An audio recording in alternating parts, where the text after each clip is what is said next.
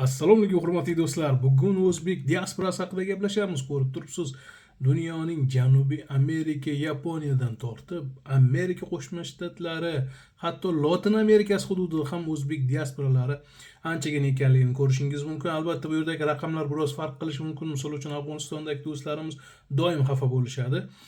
Xalqaro ma'lumotlarda bizni 5 milliongacha deb berishadi. Aslida biz 15 hatto 20 million atrofida bo'lishimiz mumkin deb uzoq muddatli urush tufayli bu yerda tadqiqot ishlari ko'p ham qilinmagan. Albatta Yevropa, Arabiston va Afrikada ham o'zbeklarimiz mavjudligini siz juda ham yaxshi bilasiz. Endi biz asosiy mavzuga qaytamiz. O'zbekiston Respublikasi davlatini tashqaridagi ta'sirini kuchaytirmoqchi ekanmiz va albatta biz iqtisodiy jihatdan import-eksport bo'yicha 2 karra quruqlikka chiqishimiz qiyin bo'lgan davlatlar bilan o'ralgan ekanmiz. U kechirasizlar, suv yo'llariga chiqishimiz demoqchi edim. Logistikamiz albatta og'ir ahvolda ekan. Nega biz deylik o'sha ba'zida tanqid qiladigan yahudiylar kabi ish tutmaymiz? To'g'ri, ularni har tomonlama biz yomonotlik qilishimiz mumkin. Men Isroil davlati haqida gapirmayapman. Amerika yoki ko'plab davlatlar, kerak bo'lsa Buxoro yahudiylari haqida siz eshitgansiz.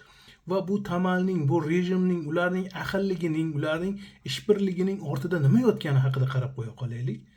Buning ortida albatta diasporalar faoliyati yotadi. Hattoki siz o'sha urush va tinchlik Google'ning yoki eng bunaqasi Taras Bulba degan asarini ko'rishingiz mumkin. U yerda ham shunchalik o'sha yahudiylarning diasporalari yaxshi ishlaydiki, hatto qamoqxonada o'zini o'g'lini yoki osilayotgan o'zini o'g'lini ko'rish uchun Taras Bulbani o'sha yerga yetaklab bora olishadi. Ya'ni bu diasporalar kuchi edi. Shuning uchun o'ylaymanki, davlatimizdagi Tashqi ishlar vazirligi bu hech qanaqa nazarimda xarajat talab qilmaydi. Ular ma'lum bir xatlar bilan, masalan, Yevropa yoki Amerika boshqa rivojlangan davlatlarda tadbirlar o'tkazish uchun joylar, bog'lar yoki yig'ilish uchun ma'lum bir joylarga faqatgina xat yozib berish, diplomatik xat yozib berishlarining o'zi yetarli bo'ladi. Bir bahona bo'lsa bo'ldi, bizda o'zbek xalqimiz yig'ilishi uchun bu muammo bo'lmaydi.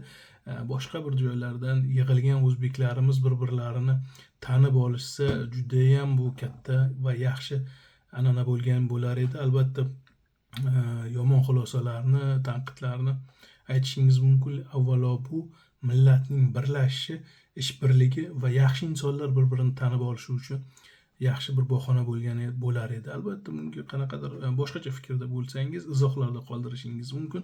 O'ylaymanki, diaspora bu nafaqat davlatchiligimiz, balki millatimizning yuksalishi uchun ham juda foydali bo'lgan bo'lar edi.